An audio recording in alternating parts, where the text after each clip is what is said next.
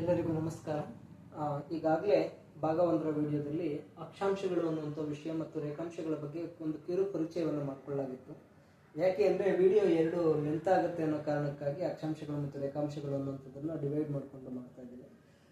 ಯಾರು ಮೊಟ್ಟ ಮೊದಲ ಬಾರಿಗೆ ಈ ಚಾನಲ್ನ ಅಥವಾ ಈ ವಿಡಿಯೋವನ್ನು ನೋಡ್ತಾ ಇದ್ದೀರಿ, ದಯವಿಟ್ಟು ಚಾನಲ್ನ ಸಬ್ಸ್ಕ್ರೈಬ್ ಮಾಡ್ಕೊಳ್ಳಿ, ಶೇರ್ ಮಾಡಿ, ಅದು ಲೈಕ್ ಮಾಡಿ ಅಂತ ಹೇಳ್ತಾ ನನ್ನ ಈ ದಿನದ ಪಾಠವನ್ನು ಮುಂದುವರಿಸ್ತಾ ಹೋಗ್ತೀನಿ. ಅಂದರೆ ಈಗಾಗಲೇ ಅಕ್ಷಾಂಶಗಳ ನಡುವಿನ ಅಂತರ ಏನು, ಅವುಗಳ ಹೇಗಿದ್ದಾವೆ, ಅವುಗಳಲ್ಲಿ ಪ್ರಮುಖವಾದ ಅಕ್ಷಾಂಶಗಳು ಯಾವುವು, ಅವು ನಮ್ಗೆ ಯಾಕೆ ಬೇಕು ಅನ್ನೋಂಥ ವಿಚಾರಗಳನ್ನ ನಾವು ಈಗಾಗಲೇ ತಿಳ್ಕೊಳ್ಳಾಗಿತ್ತು. ಅದಾದ ನಂತರದಲ್ಲಿ ನೋಡ್ಕೊಂಡಿದ್ದಂಥ ಭಾಗವನ್ನು ಅಂದರೆ ರೇಖಾಂಶಗಳು ಅನ್ನೋಂಥದ್ದು ಈಗ ಉಳ್ಕೊಂಡಿದ್ದಂಥ ಭಾಗ. ಆ ರೇಖಾಂಶಗಳು ಅಂದರೆ ಏನು, ಅವು ಯಾಕೆ ಬೇಕು ಅನ್ನೋದನ್ನ ನಾವು ನೋಡ್ತಾ ಹೋಗೋಣ. ನಾವು ರೇಖಾಂಶಗಳು ಅಂತ ಹೇಳಿದ್ರೆ ಭೂಮಿಯ ಉತ್ತರದಿಂದ ದಕ್ಷಿಣಕ್ಕೆ ಅಥವಾ ದಕ್ಷಿಣದಿಂದ ಉತ್ತರಕ್ಕೆ ಎಳೆದಿರುವ ಕಾಲ್ಪನಿಕ ರೇಖೆಗಳನ್ನ ನಾವು ರೇಖಾಂಶಗಳು ಅಂತ ಕರಿತೀವಿ. ಅಂದ್ರೆ ಭೂಮಿಯ ನಾವು ಉತ್ತರ ಧ್ರುವ ದಕ್ಷಿಣ ಧ್ರುವದಿಂದ ನೇರವಾಗಿ ಎಳೆದಿರುವಂಥದ್ದು ಅಥವಾ ಉತ್ತರದಿಂದ ಧ್ರುವದಿಂದ ದಕ್ಷಿಣ ಧ್ರುವಕ್ಕೆ ಎಳೆದಿರುವಂಥದ್ದನ್ನ ನಾವು ರೇಖಾಂಶಗಳು ಅಂತ ಕರಿತೀವಿ. ನಾವೀಗ ಅಕ್ಷಾಂಶಗಳು ಅಂತ ಕೇಳಿದಾಗ ಅವು ಪೂರ್ವದಿಂದ ಪಶ್ಚಿಮಕ್ಕೆ ಎಳೆದಿರುವಂತಹ ರೇಖೆಗಳು ಅಂತ ಹೇಗೆ ತಿಳ್ಕೊಂಡ್ವು. ಇವು ಭೂಮಿಯ ಒಂದು ಸುತ್ತು ಬರ್ತವ? ಇಲ್ಲ, ಇವು ಅರ್ಧ ವೃತ್ತದಲ್ಲಿರುವಂಥವು. ಅದಕ್ಕೆ ನಾವು ಅಕ್ಷಾಂಶಗಳನ್ನ ತಿಳ್ಕೊಂಡಾಗ 181 ಅಕ್ಷಾಂಶಗಳನ್ನ ತಿಳ್ಕೊಂಡಿದ್ದೀವಿ. ಆದ್ರೆ ರೇಖಾಂಶಗಳನ್ನ 360 ರೇಖಾಂಶಗಳು ಅಂತ ನೋಡ್ತೀವಿ. ಯಾಕೆ ಅಂತ ಹೇಳೋದಾದ್ರೆ ಇವು ಅರ್ಧ ವೃತ್ತ ಆಗಿರೋದ್ರಿಂದ ಭೂಮಿಯನ್ನ ಒಂದು ಸುತ್ತು ಪೂರ್ಣ ಬರೋದಿಲ್ಲ. ಇವು ಕೇವಲ ಉತ್ತರ ಧ್ರುವದಿಂದ ದಕ್ಷಿಣ ಧ್ರುವಕ್ಕೆ ಕನೆಕ್ಟ್ ಮಾಡುತ್ತೆ, ಒಂದ್ ಸೈಡ್ ಪೂರ್ತಿ ಮತ್ತೆ ಹೋಗಿ ಬಳಸಿ ಮತ್ತೆ ಇನ್ನೊಂದ್ಸಲ ಕನೆಕ್ಟ್ ಮಾಡೋದಿಲ್ಲ. ಹಾಗಾಗಿ ಇವು ಅರ್ಧ ವೃತ್ತದಲ್ಲಿರುವಂಥವು, ಅಕ್ಷಾಂಶಗಳು ಪೂರ್ಣ ವೃತ್ತದಲ್ಲಿರುವಂಥವು. ಅದಕ್ಕಾಗಿ ಅವು 181, ಇವು 360. ಆಮೇಲೆ ಇನ್ನೊಂದು ಡೌಟ್ ಬರ್ತದೆ, ಯಾಕೆ ಇವು 361 ಯಾಕೆ ಆಗಲ್ಲ?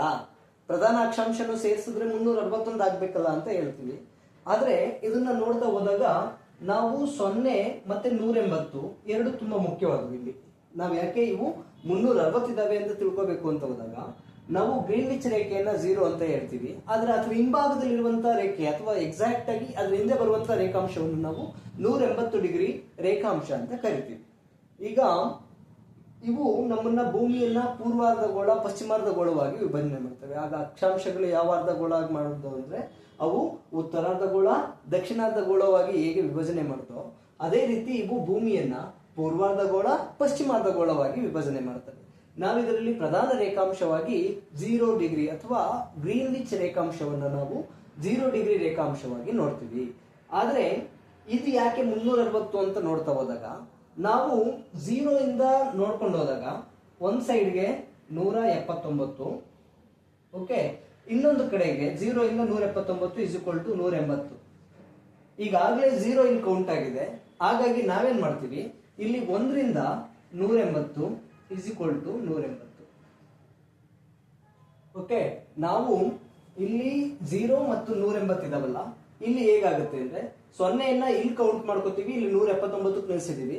0 ಇಂದ 179 ಕೌಂಟ್ ಆದ್ರೆ ಟೋಟಲ್ ಆಗಿ 180 ಆಗುತ್ತೆ.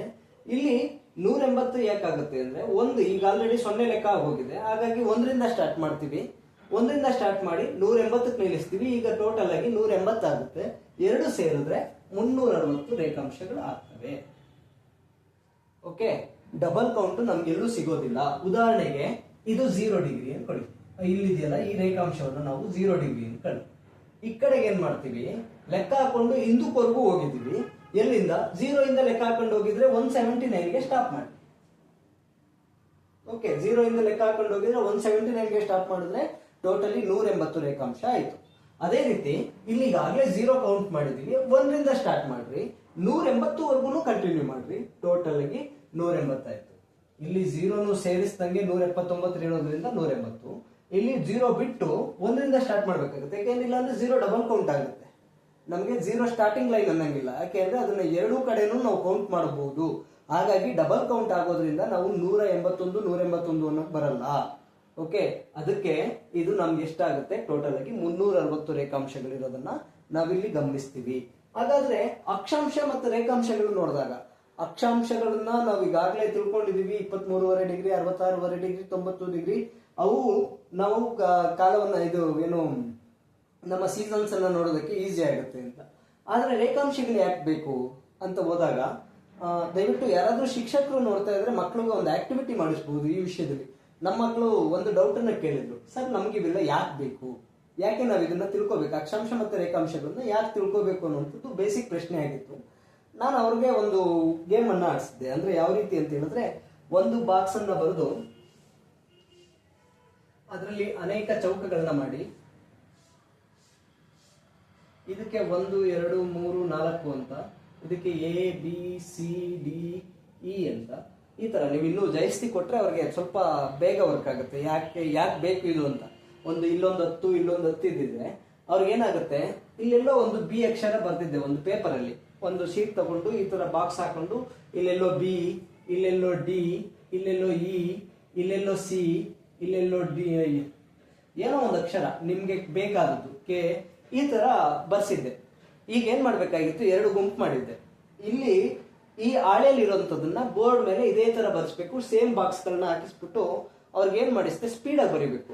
ಅಂದ್ರೆ ಇವ್ರು ಹೇಳ್ತಾರೆ ಕೆಳಗಡೆ ಕೂತಿರೋರು, ಅವರು ಮಕ್ಕಳು ಬೋರ್ಡ್ ಮೇಲೆ ಬರೆಯೋರು ಇದನ್ನ ಇದೇ ರೀತಿ ಇಲ್ಲಿ ಎಷ್ಟು ಏನ್ ತರ ಇದೆಯೋ ಹಾಳೆ ಅದೇ ರೀತಿ ಬೋರ್ಡ್ ಮೇಲೆ ಬರಿಬೇಕಾಗಿತ್ತು. ಅವ್ರು ಯಾವ ರೀತಿ ಬರೀತಾರೆ, ಲೆಕ್ಕ ಹಾಕ್ಬಿಟ್ಟು ಒಂದೇತಲ್ಲಿ ಎರಡನೇದು ಹಿಂಗಾಕು ಅಂತೆಲ್ಲ ಹೇಳಲ್ಲ. ಅವ್ರು ಅವಾಗ ಐಡೆಂಟಿಫಿಕೇಶನ್ ಮಾಡ್ತಾರೆ. ಏನು, 1ನೇ ಕಾಲಮ್ ಅಲ್ಲಿ ಬಿ ರೋಗ್ ಹೋಗು, ಈಸಿ. ಅದರಲ್ಲಿ 1ನೇ ಕಾಲಮ್ ಅಲ್ಲಿ ಬಿ ರೋ ಅಲ್ಲಿ ಸಿ ಹಾಕು, 2ನೇ ರೋ ಅಲ್ಲಿ ಸಿ ಇದರಲ್ಲಿ ಬಿ ಹಾಕು, ಈ ತರ ಹೇಳಿ ಅರ್ಥ ಮಾಡಿಸ್ತಿದ್ರು. ಇವಾಗ ನಾನು ಅವ್ರಿಗೆ ಅರ್ಥ ಮಾಡಿಸ್ಬೇಕಾಗಿದ್ದೇನು, ಯಾಕೆ ಬೇಕು ಅಂತ. ಇದು ಈಸಿ. ಯಾಕೆ ಅರ್ಥ ಮಾಡಿಸ್ಬೇಕು, ಯಾಕೆ ಬೇಕು ಅಂದ್ರೆ, ಈಗೆಲ್ಲೋ ಇಲ್ಲೊಂದು ದೇಶ ಇದೆ, ಪ್ರಪಂಚ ಇದು ಅನ್ಕೊಳ್ವಿ. ಈ ಪ್ರಪಂಚದಲ್ಲಿ ಎಲ್ಲೋ ಒಂದು ದೇಶ ಇದೆ, ಅದು ಎಲ್ಲಿಂದ ಎಲ್ಲಿಗಿದೆ, ಎಲ್ಲಿದೆ, ಎಕ್ಸಾಕ್ಟ್ ಆಗಿ ಅದರ ಸ್ಥಾನ ಏನಿದೆ ಅಂತ ಗೊತ್ತಾಗ್ಬೇಕು ಅಂದ್ರೆ ನಾವು ಅಕ್ಷಾಂಶ ರೇಖಾಂಶಗಳ ಬಗ್ಗೆ ಮಕ್ಕಳಿಗೆ ಪರಿಚಯ ಮಾಡಿಕೊಡ್ಲೇಬೇಕು. ಹಾಗಾಗಿ ಇದನ್ನ ನಾವು ಮಾಡಿಸಿದ್ರೆ ಅವ್ರಿಗೆ ಅರ್ಥ ಆಗುತ್ತೆ. ಓ, ಪ್ರಪಂಚದಲ್ಲಿ ಎಷ್ಟೊಂದು ದೇಶಗಳಿದ್ದಾವೆ, ಅದ್ರ ಸ್ಥಾನ ಏನಿದೆ, ಅದ್ರ ಗಾತ್ರ ಏನಿದೆ, ವಿಸ್ತೀರ್ಣ ಏನಿದೆ ಅಂತ ಗೊತ್ತಾಗ್ಬೇಕು ಅಂದ್ರೆ ನಮ್ಗೆ ಈ ಅಕ್ಷಾಂಶ ರೇಖಾಂಶ ಬೇಕು ಅನ್ನೋದನ್ನ ಅರ್ಥ ಮಾಡಿಸೋದಕ್ಕೆ ಇದೊಂದು ಆಕ್ಟಿವಿಟಿ ತುಂಬಾ ವರ್ಕ್ ಆಗುತ್ತೆ. ಆಕ್ಚುಲ್ ಆಗಿ ಮಕ್ಕಳಿಗೆ ಬೇಗ ಅರ್ಥ ಆಗುತ್ತೆ. ಚಟುವಟಿಕೆ ಆಧಾರಿತವಾಗಿರೋದ್ರಿಂದ ನಮಗೆ ಇದನ್ನ ಚಟುವಟಿಕೆ ಮಾಡಿಸೋದ್ರಿಂದ ಅಕ್ಷಾಂಶ ರೇಖಾಂಶಗಳ ಮಹತ್ವವನ್ನ ನಾವು ಹೇಳೋದೇ ಬೇಡ, ಅವರೇ ಹೇಳ್ತಾರೆ ಅದಾದ್ಮೇಲೆ. ಓಕೆ, ಈಗ ರೇಖಾಂಶಕ್ಕೆ ಬರೋಣ. ಒಟ್ಟಾರೆಯಾಗಿ 360 ರೇಖಾಂಶಗಳಿದ್ದಾವೆ. ಈ ರೇಖಾಂಶಗಳು ಯಾಕೆ, ಅಕ್ಷಾಂಶಗಳು ಯಾಕೆ ಅಂತ ಬಂದಾಗ, ಅಕ್ಷಾಂಶಗಳು ಸ್ಥಾನವನ್ನ ಅಥವಾ ಮಾರುತ ಅಥವಾ ಏನು ನಮ್ಮ ಸೀಸನ್ಸ್ ಅನ್ನ ತಿಳಿಸ್ತಾ ಹೋದ್ರೆ, ಈ ರೇಖಾಂಶಗಳು ಬಹಳ ಮುಖ್ಯವಾಗಿ ಸಮಯ ನಿರ್ಧರಿಸೋದಕ್ಕೆ ತುಂಬಾ ಮಹತ್ವವನ್ನು ಪಡ್ಕೊಂಡಿರ್ತವೆ.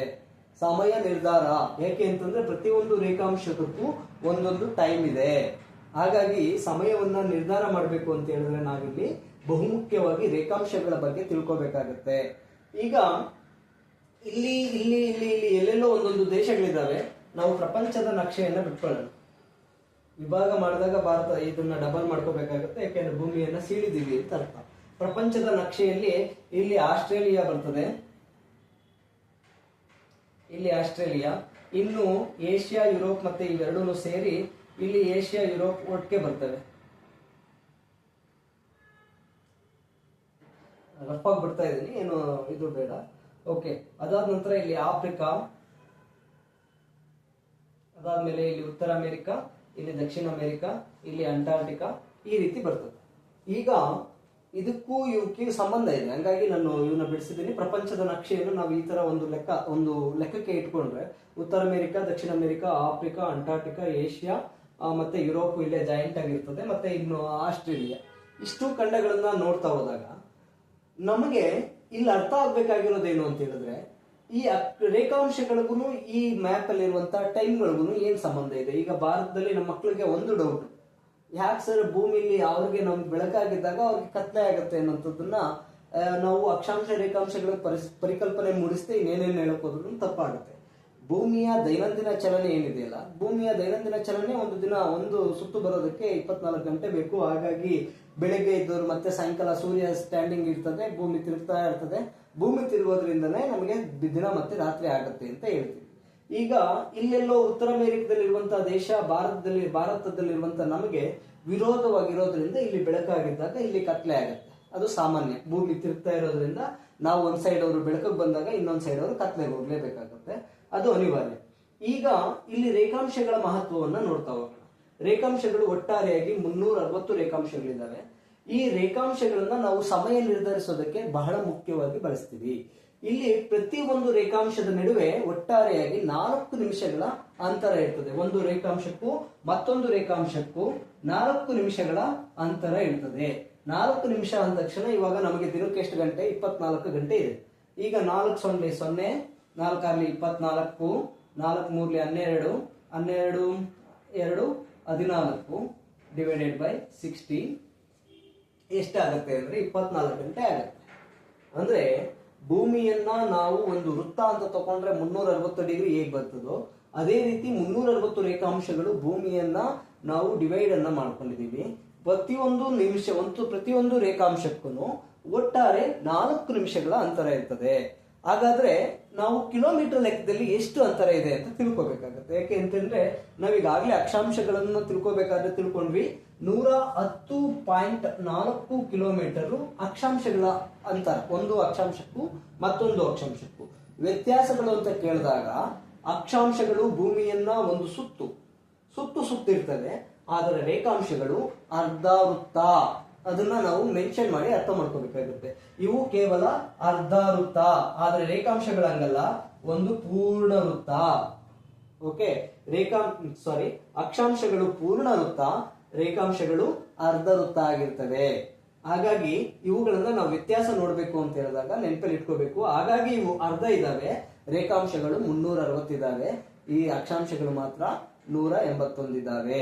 ಓಕೆ, ಈಗ ಅಕ್ಷಾಂಶಗಳ ನಡುವಿನ ವ್ಯತ್ಯಾಸ ಅಂದ್ರೆ ಅಂತರ 110.4 ಕಿಲೋಮೀಟರ್ ಆದ್ರೆ ನಮ್ಮ ರೇಖಾಂಶಗಳ ನಡುವಿನ ಅಂತರ 111 ಕಿಲೋಮೀಟರ್ ಆಗುತ್ತೆ. ಆಕ್ಚುಲ್ ಆಗಿ ಕೆಲವೊಂದು ಪುಸ್ತಕಗಳಲ್ಲಿ ಇದು ಗೌರ್ಮೆಂಟ್ ಎಡಿಷನ್ ಅನ್ನ ನಾನು ತಗೊಂಡಿದ್ದೀನಿ, ಅಂದ್ರೆ ನಮ್ಮ 8ನೇ ತರಗತಿ ಪುಸ್ತಕದಲ್ಲಿರುವಂತಹ ಅಂತರವನ್ನು ತಗೊಂಡಿದ್ದೀನಿ. ಅದನ್ನ ಲೆಕ್ಕ ಹಾಕುತ್ತಾ ಹೋದ್ರೆ 111.32 ಅನ್ನೋದನ್ನ ನಾವು ಸರಿಯಾಗಿ ಪರಿಗಣಿಸಬೇಕಾಗುತ್ತೆ. 111.32 ಇದು ಎಕ್ಸಾಕ್ಟ್ ಆಗಿ ನಾವೇನಾದ್ರೂ ಕಾಂಪಿಟೇಟಿವ್ ಸ್ಪರ್ಧಾತ್ಮಕ ಯುಗದಲ್ಲಿ ಇದೀವಿ, ಸ್ಪರ್ಧಾತ್ಮಕವಾಗಿ ಕೇಳೋದಾದ್ರೆ 111.32 ಅನ್ನೋದನ್ನ ಎಕ್ಸಾಕ್ಟ್ ಆನ್ಸರ್ ಆಗಿ ನೋಡಬಹುದು. ಆದ್ರೆ ಇದನ್ನ ನಿಯರೆಸ್ಟ್ ನಂಬರ್ಗೆ ರೌಂಡ್ ಫಿಗರ್ ಮಾಡಿ ಗೌರ್ಮೆಂಟ್ ಎಡಿಷನ್ ಬುಕ್ ಅಲ್ಲಿ 111ಕ್ಕೆ ಕೊಟ್ಟಿರೋದನ್ನ ನೋಡಬಹುದು. ಏಕೆ ಇದನ್ನ ಬೇಕಾದ್ರೆ ನಮ್ಮ ಭೂಮಿಯ ಪೂರ್ವದಿಂದ ಪಶ್ಚಿಮಕ್ಕೆ ಇರುವಂತಹ ಅಂತರ ನೋಡಿದಾಗ ಅದನ್ನ ಡಿವೈಡೆಡ್ ಮಾಡಿದ್ರೆ 360ರಿಂದ 111.32 ಬರುತ್ತೆ. ಆದ್ರೆ ಗೌರ್ಮೆಂಟ್ ಎಡಿಷನ್ ಬುಕ್ ಅಲ್ಲಿ ಇದರ ಅಂತರ ಇದನ್ನ ಹೇಳೋದನ್ನ ಮರ್ತ್ಕೊಂಡೆ, ಸಾರಿ. ಇಲ್ಲಿ ಈ ಅಂತರ ಅಂತ ಬಂದಾಗ ನಾವು ಇದನ್ನ ಸಮಭಾಜಕ ವೃತ್ತದ ನಡುವಿನ ಅಂತರ ಅಂತಾನೆ ಅರ್ಥ ಮಾಡ್ಕೋಬೇಕು. ಏಕೆಂದ್ರೆ ಈ ರೇಖಾಂಶಗಳು ಏನ್ ಮಾಡ್ತವೆ, ಒಂದೊಂದು ರೇಖಾಂಶಗಳನ್ನು ಎಲ್ಲಾ ರೇಖಾಂಶಗಳನ್ನು ಉತ್ತರ ಮತ್ತೆ ದಕ್ಷಿಣ ಧ್ರುವದಲ್ಲಿ ಬಂದು ಸೇರ್ತವೆ. ಎಲ್ಲವೂ ಒಟ್ಟಿಗೆ ಸೇರ್ಕೊಳ್ಳೋದ್ರಿಂದ ಇಲ್ಲೇನಾಗ್ತದೆ, ಇಲ್ಲಿ 0 ಇರ್ತದೆ, ಇವುಗಳ ನಡುವಿನ ಅಂತರ 0 ಇರ್ತದೆ ಇಲ್ಲಿ ಮತ್ತೆ ಇಲ್ಲಿ. ಹಾಗಾಗಿ ಇವುಗಳ ನಡುವಿನ ಅಂತರ ಅಂತ ಕೇಳಿದಾಗ ಅದು ಎಲ್ಲಿ ಅಂತ ಹೇಳಬೇಕು ಅಂದ್ರೆ ಸಮಭಾಜಕ ವೃತ್ತದಲ್ಲಿನ ಇವುಗಳ ನಡುವಿನ ಅಂತರ ಅಂದ್ರೆ ರೇಖಾಂಶಗಳ ನಡುವಿನ ಅಂತರ ಮ್ಯಾಕ್ಸಿಮಮ್ ಗರಿಷ್ಠ 111 ಕಿಲೋಮೀಟರ್ ಅಂತ ನಮ್ಮ ಸರ್ಕಾರಿ ಪುಸ್ತಕಗಳಲ್ಲಿ ಕೊಟ್ಟಿರುವಂತದ್ದು. ಹಾಗಾಗಿ ನಾವು ಅಧಿಕೃತವಾಗಿ 110.4 ಅನ್ನುವಂಥದ್ದು ಅಕ್ಷಾಂಶಗಳ ನಡುವಿನ ಅಂತರ, ಇಲ್ಲಿ 111 ಅನ್ನುವಂಥದ್ದು ರೇಖಾಂಶಗಳ ನಡುವಿನ ಅಂತರ ಆಗಿರ್ತದೆ. ಈಗ ಸಮಯವನ್ನ ನಿರ್ಧರಿಸೋದಕ್ಕೆ ಹೇಗೆ ನಿರ್ಧಾರ ಮಾಡ್ತಾರೆ, ಅದಕ್ಕೆ ಏನಾದ್ರೂ ಮಾನದಂಡಗಳಿದಾವ ಅಂತ ನೋಡ್ತಾ ಬಂದಾಗ ಪ್ರತಿಯೊಂದು ರೇಖಾಂಶಕ್ಕಿಂದ ರೇಖಾಂಶಕ್ಕೆ ಹೋಗ್ತಾ ಇದ್ದಂಗೆ ನಾವೇನ್ ಮಾಡ್ತೀವಿ, ಇಲ್ಲಿ 4 ನಿಮಿಷಗಳು ಸೇರ್ತಾ ಹೋಗ್ತದೆ.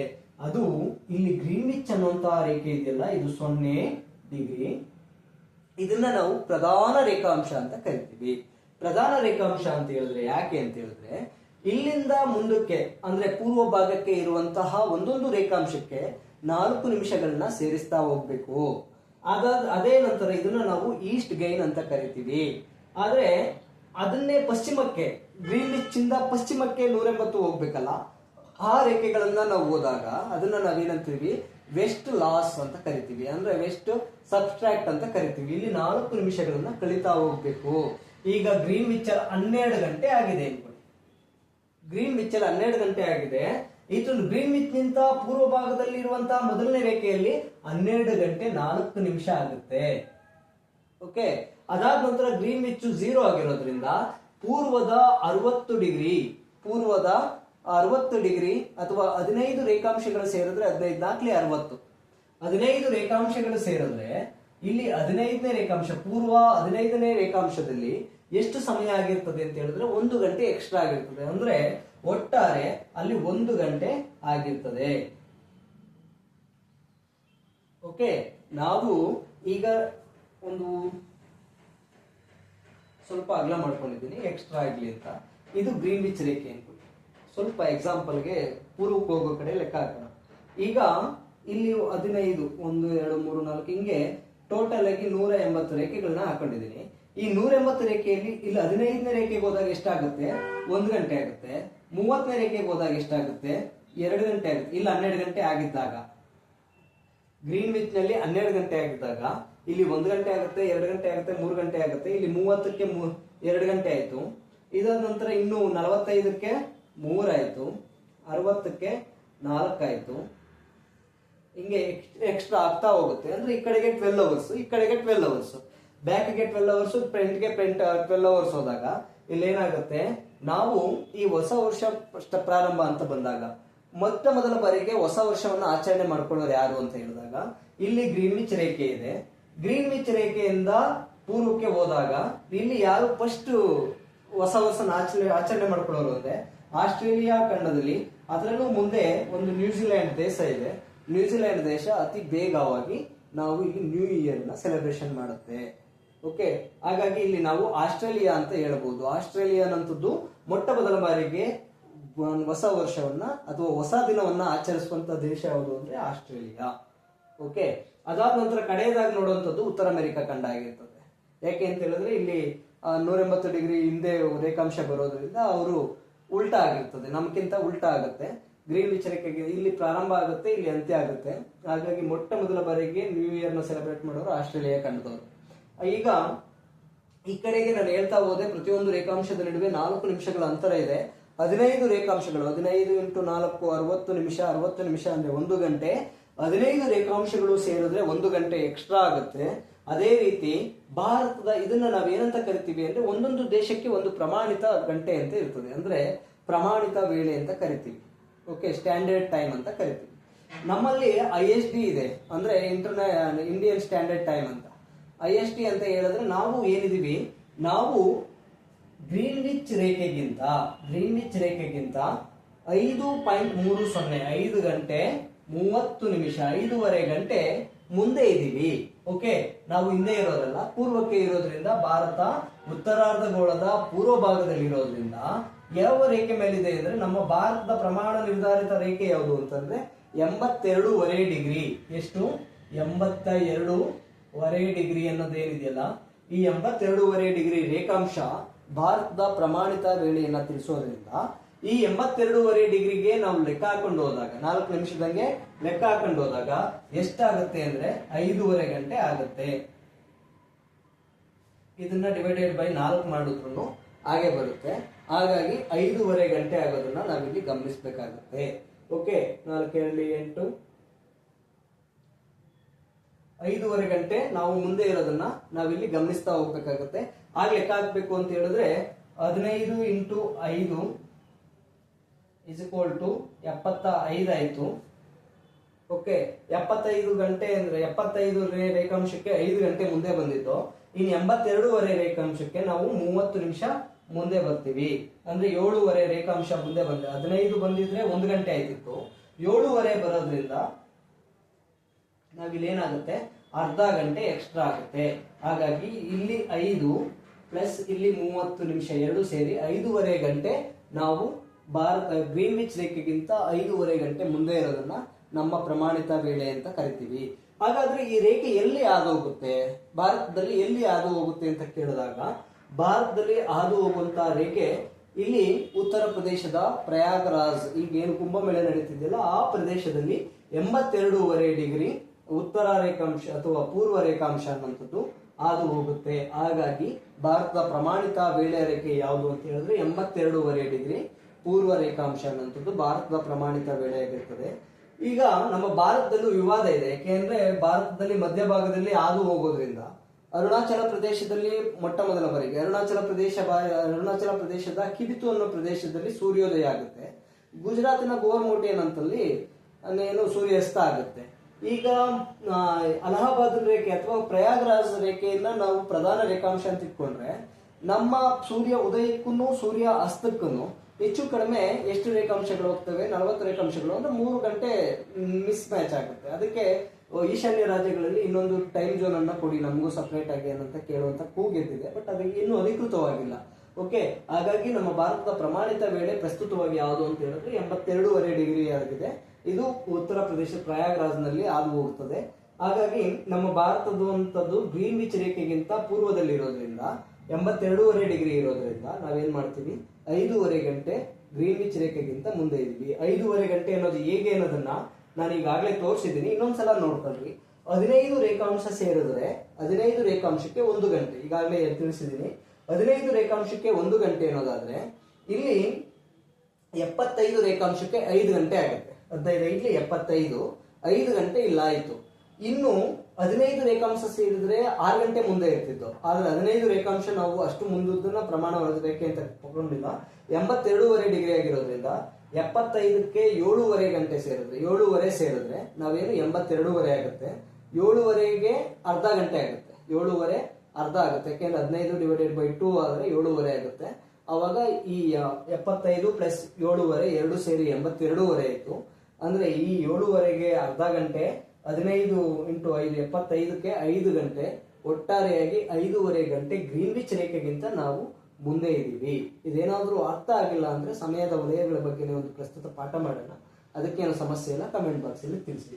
ಓಕೆ, ನಂತರದಲ್ಲಿ ಈ ರೇಖಾಂಶಗಳನ್ನ ತಿಳಿಸುವಂತದ್ದಕ್ಕೆ ನಾವು ಈಗ ಯಾರೋ ಒಬ್ಬ ನಾವಿಕ ಏನ್ ಮಾಡ್ತಾನೆ, ಇಲ್ಲಿಂದ ಸ್ಟಾರ್ಟ್ ಮಾಡಿ ಜರ್ನಿನ 180 ಡಿಗ್ರಿಯನ್ನ ದಾಟಿ ಬಂದ್ಬಿಡ್ತಾನೆ. ಇಲ್ಲಿ ಗ್ರೀನ್ವಿಚ್ ರೇಖೆಯ ಹಿಂಭಾಗದಲ್ಲಿ ಒಂದು ರೇಖೆ ಇದೆ 180 ಡಿಗ್ರಿ ಅಂತ ತಿಳ್ಕೊಂಡಿದೀವಿ. ಅದನ್ನ ನಾವು ಇಂಟರ್ನ್ಯಾಷನಲ್ ಡೇಟ್ ಲೈನ್ ಅಂತ ಕರಿತೀವಿ, ಅಂತಾರಾಷ್ಟ್ರೀಯ ದಿನಾಂಕ ರೇಖೆ ಅಂತ ಕರಿತೀವಿ. ಯಾಕೆ ಅಂತ ಹೇಳಿದ್ರೆ, ಈ ಗ್ರೀನ್ವಿಚ್ ಇಂದ ಹಿಂದೆ ಮುಂದೆ ಹೋಗ್ಬೇಕಾದ್ರೆ ಇವ್ರು 12 ಗಂಟೆ ಇಲ್ಲಿಂದ ದಾಟಿ ಅವನೇನಾದ್ರೂ ಮುಂದೆ ಹೋದ್ರೆ ಅಲ್ಲೇನಾಗತ್ತೆ, ಅವನಿಗೆ ಮತ್ತೆ ನೈಟ್ ಸ್ಟಾರ್ಟ್ ಆಗುತ್ತೆ. ಅಂದ್ರೆ ಒಂದು ದಿನ ಪೂರ್ವಕ್ಕೆ ಹೋದವರು ಇಲ್ಲಿಂದ ಏನಾದ್ರೂ ಪಶ್ಚಿಮದಿಂದ ಪೂರ್ವಕ್ಕೆ ಬಂದ್ರೆ ಅವನು ಒಂದು ದಿನವನ್ನ ಲಾಸ್ಟ್ ಮಾಡ್ಕೊಂತಾನೆ. ಓಕೆ, ಅದೇ ಪೂರ್ವದಿಂದ ಪಶ್ಚಿಮಕ್ಕೆ ಹೋದ್ರೆ ಒಂದು ದಿನ ಎಕ್ಸ್ಟ್ರಾ ಆಗುತ್ತೆ ಅವನ ಲೈಫಲ್ಲಿ. ನಾವೇನಾದ್ರೂ ಒಂದಿನ ಎಕ್ಸ್ಟ್ರಾ ಬೇಕು ನಮ್ಮ ಜೀವನದಲ್ಲಿ ಅಂತ ಹೇಳೋದಿದ್ರೆ ನಾವೇನ್ ಮಾಡ್ಬೇಕು, ಭಾರತದಿಂದ ಅಮೆರಿಕಕ್ಕೆ ಏನಾದ್ರೂ ಬೇಗ ಹೋದ್ರೆ ನಾವೇನ್ ಮಾಡ್ಬೇಕಾಗುತ್ತೆ, ಇಲ್ಲಿ ಟೈಮ್ ಸೆಟ್ ನಾವು ಇಂಟರ್ನ್ಯಾಷನಲ್ ಡೇಟ್ ಲೈನ್ ಅನ್ನ ದಾಟಿ ಹೋಗೋದ್ರಿಂದ ನಾವು ಇಲ್ಲಿ ಒಂದು ದಿನವನ್ನ ಮತ್ತೆ ಪೇಸ್ ಮಾಡ್ತೀವಿ, ಇನ್ನೊಂದು ಸಲ 2 ಸಲ ಪೇಸ್ ಮಾಡ್ತೀವಿ. ಎಕ್ಸಾಂಪಲ್, ಇವತ್ತಿನ ಡೇಟ್ ಅಲ್ಲಿ ನಾನು ಇಲ್ಲಿದ್ದೀನಿ 2ನೇ ತಾರೀಕು ಅನ್ಕೊಳ್ಳಿ. ಈ 2ನೇ ತಾರೀಕು ನಾನು ಭಾರತವನ್ನ ಬಿಟ್ಟು ಅಮೆರಿಕಕ್ಕೆ ಹೋಗಿದ್ದೀನಿ. ಅಲ್ಲಿ ಇವಾಗ ಇನ್ನು 1ನೇ ತಾರೀಕು, ಮತ್ತೆ ಅವ್ರೇನಾಗ್ತದೆ, ನನಗೆ ಮತ್ತೆ ಇನ್ನೊಂದ್ಸಲ 2ನೇ ತಾರೀಕು ಸಿಗುತ್ತೆ. ಅಂದ್ರೆ ಜೂನ್ನಲ್ಲಿ 2 ದಿನವನ್ನ ನೋಡ್ಬೇಕು ಅಂದ್ರೆ ನಾವು ಇಂಟರ್ನ್ಯಾಷನಲ್ ಡೇಟ್ ಲೈನ್ ಅನ್ನ ದಾಟ್ತಿದ್ದೀವಿ ಅಂತ ಹೇಳಿದಾಗ ನಾವು ಅಲ್ಲಿ ಹೋಗಿರುವಂತ ಟೈಮ್ ಝೋನ್ ಅನ್ನ ನೋಡಿ ನಾವು ಟೈಮ್ ಅನ್ನ ಸೆಟ್ ಮಾಡ್ಕೋಬೇಕಾಗುತ್ತೆ. ಇಷ್ಟನ್ನ ನಾವು ಬಹುಮುಖ್ಯವಾಗಿ ರೇಖಾಂಶಗಳಲ್ಲಿ ತಿಳ್ಕೊಬೇಕಾಗಿರುವಂತ ಅಂಶ. ಅದರಲ್ಲಿ ಈ ಎಲ್ಲಾ ದೇಶಗಳು ಒಂದೇ ಪ್ರಮಾಣದ ರೇಖೆಯನ್ನು ಒಂದೊಂದೇ ಹೊಂದಿದಾವ ಅಂತ. ಈ ಕೆಲವೊಂದು ವಿಸ್ತಾರವಾದ ದೇಶಗಳಿದಾವೆ. ಉದಾಹರಣೆಗೆ ನಮ್ಮ ರಷ್ಯಾ ಇದೆ. ರಷ್ಯಾ ಅನ್ನೋದು ತುಂಬಾ ವಿಸ್ತಾರವಾದ ದೇಶ. ಆ ವಿಸ್ತಾರವಾದ ದೇಶಕ್ಕೆ ಒಂದೇ ಟೈಮ್ ಝೋನ್ ಸಾಕಾ ಅಂತ ಕೇಳ್ತಾ ಹೋದ್ರೆ ಹಂಗೇನಾದ್ರು ಅವ್ರೇನಾದ್ರು ಒಂದೇ ಪ್ರಮಾಣ ರೇಖೆ ಇಟ್ಕೊಂಡ್ರೆ ಏನಾಗುತ್ತೆ ಅಂದ್ರೆ, ಒಂದ್ ಸೈಡ್ ಅಲ್ಲಿ ಸೂರ್ಯ ಉದಯ ಆಗಿರ್ತಾನೆ ಅವ್ರಿಗೆ ಮಾರ್ನಿಂಗು, ಇನ್ನೊಂದ್ ಸೈಡ್ ಅಲ್ಲಿ ಅದೇ ದೇಶ ಇರ್ತದೆ ಅವ್ರಿಗೆ ಆಲ್ರೆಡಿ ಮಧ್ಯಾಹ್ನ ಆಗ್ಬೇಕಾಗಿತ್ತು, ಬಟ್ ಬೆಳಗ್ಗೆ ಟೈಮೇ ಇರ್ತದೆ. ಅದಕ್ಕೆ ಅವ್ರು ಏನ್ ಮಾಡ್ತಾರೆ, ಸಮಯ ವಲಯಗಳನ್ನ ಅವರು ನಿರ್ಧರಿಸ್ಕೊಂತಾರೆ. ಬೇರೆ ಬೇರೆ ಸಮಯ ವಲಯಗಳಿದ್ದಾವೆ. ಹಾಗಾಗಿ ರಷ್ಯಾ ಇವತ್ತು 12 ಸಮಯ ವಲಯಗಳನ್ನ ನೋಡ್ತಾ ಇರೋದನ್ನ ನೋಡ್ಬೋದಾಗುತ್ತೆ. ಫ್ರಾನ್ಸ್ 12 ಸಮಯ ವಲಯಗಳನ್ನ ಹೊಂದಿದೆ. ಅದೇ ರೀತಿ ನಮ್ಮ ಯಾವುದು ರಷ್ಯಾ ಅನ್ನೋಂಥದ್ದು 11 ಸಮಯ ವಲಯಗಳನ್ನ ಹೊಂದಿರೋದನ್ನ ನಾವಿಲ್ಲಿ ಗಮನಿಸಬೇಕಾಗುತ್ತೆ. 11 ಸಮಯ ವಲಯಗಳನ್ನ ಇದೇ ರೀತಿ ಬೇರೆ ಬೇರೆ ದೇಶಗಳು ತಮಗೆ ಆದಷ್ಟು ಬೇಕಾದಷ್ಟು ಸಮಯ ವಲಯಗಳನ್ನ ಇಟ್ಕೊಂಡಿದ್ದಾರೆ. ಅಲ್ಲಿ ಯಾವ ತರ ಸಮಯ ಸೆಟ್ ಮಾಡ್ಕೊಂತಾರೆ ಅಂದ್ರೆ ಸಮಯ ವಲಯದ ಆಧಾರದ ಮೇಲೆ ಅವರ ಸಮಯವನ್ನ ನಿರ್ಧರಿಸ್ಕೋಬೇಕಾಗತ್ತೆ. ಇನ್ನು ಏನಾದ್ರೂ ಈ ವಿಷಯಗಳ ಬಗ್ಗೆ ನೋಡ್ತಾ ಬಂದಾಗ ನಾವು ಪ್ರಮಾಣಿತ ವೇಳೆ ಅನ್ನುವಂಥದ್ದನ್ನ ಬಹುಮುಖ್ಯವಾಗಿ ತಿಳ್ಕೊಬೇಕಾಗಿರುವಂತದ್ದು. ಅದಾದ ನಂತರ ಇದ್ರ ಹಿಂದೆ ಇರುವಂತಹ 180 ಡಿಗ್ರಿ ಆದಂತಹ ಅಂತಾರಾಷ್ಟ್ರೀಯ ದಿನಾಂಕ ರೇಖೆಯು ಸಹ ಬಹಳ ಮುಖ್ಯವಾಗಿ ತಿಳ್ಕೊಬೇಕಾಗಿರುವಂತದ್ದು. ಮತ್ತೆ ನೀವು ಈಗಾಗಲೇ ತಿಳ್ಕೊಂಡಿದ್ದೀರಿ, ಉತ್ತರ ಧ್ರುವ ದಕ್ಷಿಣ ಧ್ರುವ ಇವೆರಡನ್ನ ಸಂಶೋಧನೆ ಮಾಡಿದವರು ಯಾರು ಅಂತ ರಾಬರ್ಟ್ ಜಾನ್ಫ್ರಿ, ಎಡ್ವರ್ಡ್ ಪಿಯರೆ ಮತ್ತೆ ಅಮುಂಡ್ಸನ್ ಅಂತೋನು ದಕ್ಷಿಣ ಧ್ರುವ 1911ರಲ್ಲಿ, 1909ರಲ್ಲಿ ರಾಬರ್ಟ್ ಎಡ್ವಿನ್ ಪಿಯರೆ ಅನ್ನೋನು ಉತ್ತರ ಧ್ರುವವನ್ನು ಸಂಶೋಧಿಸಿದಂತವರು. ಅಕ್ಷಾಂಶಗಳ ನಡುವಿನ ಅಂತರ 110.4, ರೇಖಾಂಶಗಳ ನಡುವಿನ ಅಂತರ 111 ಕಿಲೋಮೀಟರ್. ಒಟ್ಟು ಅಕ್ಷಾಂಶಗಳೆಷ್ಟು ಅಂದ್ರೆ 181, ಒಟ್ಟು ರೇಖಾಂಶಗಳೆಷ್ಟು ಅಂತ ಹೇಳಿದ್ರೆ 360. ಯಾಕೆ ಅಂತ ಹೇಳಿದ್ರೆ ನಾನು ಈಗಾಗಲೇ ತಿಳಿಸಿದ್ದೀನಿ, 1ರಿಂದ 180 ಆದ್ರೆ 180, 0ಯಿಂದ 179 ಆದ್ರೆ ಅಲ್ಲೆಲ್ಲೂ ಡಬಲ್ ಕೌಂಟ್ ಬರೋದಿಲ್ಲ. ಹಾಗಾಗಿ ಡಬಲ್ ಕೌಂಟ್ ಇಲ್ಲದೆ ಇರೋದ್ರಿಂದ ಟೋಟಲ್ ಆಗಿ 360 ಇದ್ದಾವೆ. ಪ್ರತಿ ರೇಖಾಂಶದ ನಡುವಿನ ಅಂತರ ಎಷ್ಟು ಅಂದ್ರೆ 111 ಕಿಲೋಮೀಟರ್. ಪ್ರತಿ ರೇಖಾಂಶದ ನಡುವಿನ ಸಮಯದ ಅಂತರ ಎಷ್ಟು ಅಂತಂದ್ರೆ 4 ನಿಮಿಷ.